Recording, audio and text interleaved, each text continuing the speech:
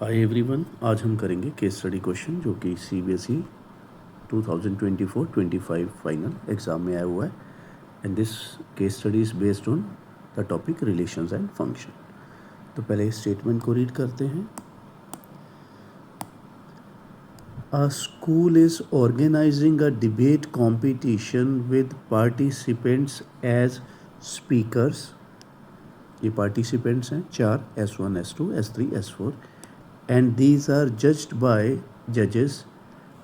ये जो जे सेट है वो जजेस का है। जजेस कितने हैं? 3, J1, J2, J3। ठीक है, 4 स्पीकर्स हैं जो पार्टिसिपेंट्स हैं और 3 जजेस हैं J1, J2, J3। Each speaker can be assigned 1 जज। एक स्पीकर को एक जज असाइन किया गया है, मतलब एक स्पीकर को 2 जज नहीं मिल सकते। ठीक है, ये ध्यान रखना आपने। Let R be a relation from set S to J defined as R order pair XY। Speaker X is judged by जज Y। X कहाँ से लेना है? स्पीकर में से, S सेट में से, और Y किस में से लेना है? J सेट जो कि जजेस का है। तो आगे पढ़ते हैं। Based on the above answer the following. पहला part, how many relations can be there from S to J। चलिए फर्स्ट पार्ट करते हैं। S देखिए क्या है, S के अंदर हैं participants, speakers.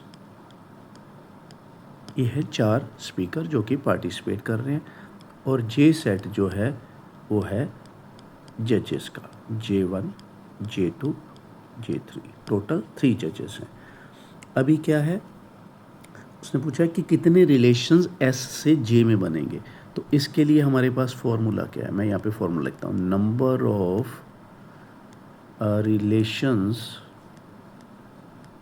From S to J is equal to 2 raised to the power number of elements in the Cartesian product of S and J।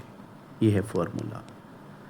अब आगे ये फॉर्मूला ऐसे ब्रेक हो जाता है, number of elements in S set into number of elements in J set. S set के अंदर कितने एलिमेंट्स हैं? 4। J सेट के अंदर कितने एलिमेंट्स हैं? 3। तो ये हो गया 2 raised to the power 12। ठीक है, 2 raised to the power 12 को अगर सॉल्व करें, 2 raised to the power 10 क्या होता है? 1024। फिर 2 raised to the power 11 क्या है? 2048, और उसका डबल हो गया 4096। तो ये बन गया फर्स्ट पार्ट हमारा। रिलेशन कितने होंगे? 4096 from S to J। A student identifies a function from S to J as, एक फंक्शन ऐसे बना के दिया गया है, कुछ ऑर्डर पेयर्स दिए हुए हैं। चेक करें कि क्या ये बाइजेक्टिव है या नहीं है। चलिए, अब बाइजेक्टिव बच्चों आपको पता होना चाहिए। बाइजेक्टिव वो फंक्शन होता है जो कि 1-1 भी हो एंड ऑन टू भी हो। 1-1 और ऑन टू दोनों होने चाहिए। तो इसको मैं थोड़ा इजी वे में करके बताता हूँ। देखिए कि ये 1-1 है, ऑन टू है, फिर बाइजेक्टिव बोलेंगे। तो मैं क्या करूँगा, एक एरो डायग्राम बना रहा हूँ। ठीक है, ये S सेट है, ये J सेट है। अब यहाँ पे मैं लिखूँगा सारे स्पीकर्स जो हैं S1, S2, S3, S4। यहाँ पे मैं डालूँगा जजेस J1, J2, J3। अब थोड़ा आप ध्यान देना, ये देखिए S1 J1 का मतलब है S1 स्पीकर को J1 जज जो है जज कर रहा है। यहाँ पे देखिए S2 को कौन जज कर रहा है?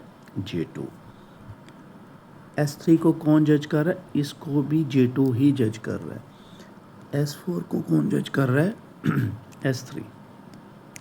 तो अब यहाँ पे आप कह सकते हैं, देखिए S2 और S3 जो है, यहाँ पे देखिए आप S2 और S3 दोनों को एक ही जज जो है J2 मिला है। तो इसका मतलब ये फंक्शन 1-1 नहीं है, नॉट 1-1। तो अगर ये 1-1 नहीं है तो मैंने बताया था ना कि बाइजेक्टिव के लिए 1-1 भी चाहिए, ऑन टू भी चाहिए। तो अगर ये 1-1 ही नहीं है तो हम यहाँ पे सीधा लिख सकते हैं कि ये बाइजेक्टिव नहीं है, क्योंकि बाइजेक्टिव के लिए 1 और ऑन टू दोनों होने चाहिए। चलिए, ये हमारा हो चुका है सेकेंड पार्ट। थर्ड का ए देखते हैं। How many 1 functions can be there from S to जे।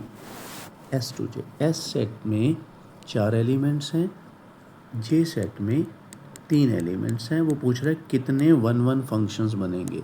तो यहाँ पे फिर मैं एक बार एक्सप्लेन करता हूँ, इस चीज़ को देखना आप। ये एस है, ये जे है। एस सेट के अंदर 4 स्पीकर्स हैं, ये वाले, और जजेस कितने हैं? 3। अगर मैं अब सिंपल वे में आपसे पूछूं कि ये 4 जो लोग हैं, 4 लोग जो हैं ये पार्टी में गए हैं, तो इन्होंने अलग अलग थाली में खाना खाना है, अलग अलग एक एक थाली में खाना खाना है, हर एक ने एक एक थाली उठानी है। 1 का मतलब यही होता है कि जितने भी हैं डोमेन में वो सभी एक एक थाली में खाना खाएंगे। कोडोमेन में थालियाँ होती हैं, और ये हमारा क्या है? डोमेन।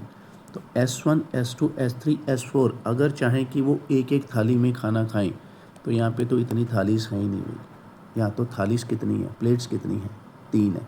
तो 4 बंदे 3 प्लेट्स में खाएंगे, तो वहाँ पे ये हो ही नहीं सकता कि हर एक बंदे को अलग अलग प्लेट मिले। तो इसलिए मैं थोड़ा सा यहाँ पे लिखूँगा, देखिए कि नंबर ऑफ एलिमेंट्स S के अंदर कितने हैं? 4।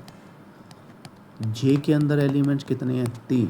तो यहाँ पे हम क्या देख पा रहे हैं कि डोमेन सेट के मेंबर्स कोडोमेन के मेंबर्स से ज़्यादा हैं। जब भी ये वाले हालात पैदा होंगे, तब हमारा फंक्शन जो है वो 1 नहीं बन पाएगा। तो लिखेंगे यहाँ पे क्या पूछा था? How many 1 functions are there. तो हम लिखेंगे नो 1 फंक्शन पॉसिबल। कोई 1 बन ही नहीं पाएगा, क्योंकि इसमें 4 हैं, इसमें 3 हैं। डोमेन के मेंबर कोडोमेन से ज़्यादा हैं। चलिए पी पार्ट पढ़ते हैं। Another student consider a relation R1, ये दिए हुए हैं 2 order pairs in set S. Relation R1 जो है एस सेट के ऊपर है। Right minimum order pairs to be included in R1 so that R1 is reflexive but not symmetric. तो मैं यहीं पे लिखता हूँ, चलिए यहाँ पे लिखते हैं, थोड़ा स्टेटमेंट भी हमारे सामने रहेगी। ये है, तो अभी पहले आप R1 को देखिए। R1 के अंदर हमारे पास ये 2 ऑर्डर पेयर्स हमें मिले हैं, S1 S2 और S2 S4, ठीक है। और ये रिलेशन किसके ऊपर है? ये बताया गया हमें S के ऊपर है, ठीक है। R1 जो रिलेशन है वो किस सेट के ऊपर है? S के ऊपर। अगर मैं चाहता हूँ कि R1 रिलेशंस रिफ्लेक्सिव हो, तो रिफ्लेक्सिव के लिए इसके अंदर S1 S1, S2 S2, S3 S3 और S4 S4, ये चारों ऑर्डर पेयर्स मेरे को इसमें शामिल करने ही पड़ेंगे। ये रिफ्लेक्सिव का रूल है, ठीक है।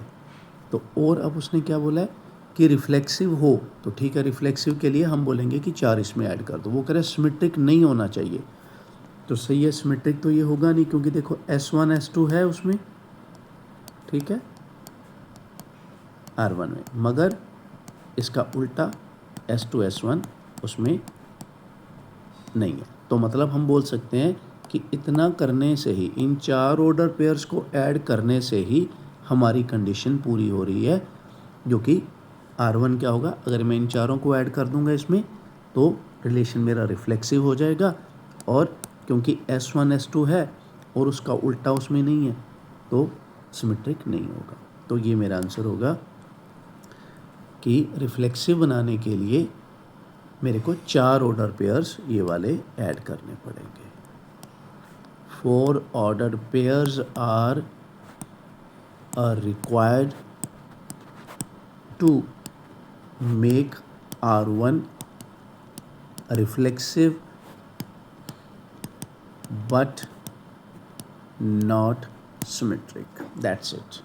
तो भाई इसी के साथ हमारा ये वाला केस स्टडी जो है वो फिनिश होता है, ठीक है। नेक्स्ट केस स्टडी में मिलेंगे। इस प्लेलिस्ट में आपको सारे के सारे क्वेश्चन जो है लास्ट ईयर्स के वो मिल जाएंगे, उनके सोल्यूशंस मिल जाएंगे, PDF डिस्क्रिप्शन बॉक्स में मिल जाएगी। अगर आप नए क्वेश्चंस करना चाहते हैं, फ्रेश करने चाहते हैं, न्यू करने चाहते हैं, तो फिर आपको दूसरी प्लेलिस्ट में से वो मिल जाएंगे।